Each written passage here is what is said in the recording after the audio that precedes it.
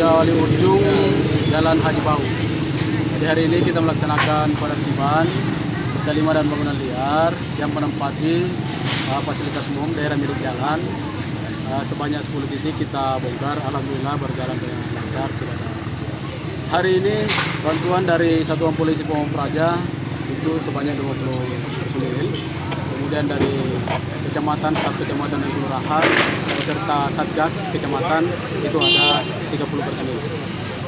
Pembersihan itu sejak minggu lalu kita mulai jalan, kemarin di Jalan Cendrawasih, hari ini di Jalan Rejawali, kemudian secara terus-menerus kita melaksanakan penertiban tergantung dari skala prioritas.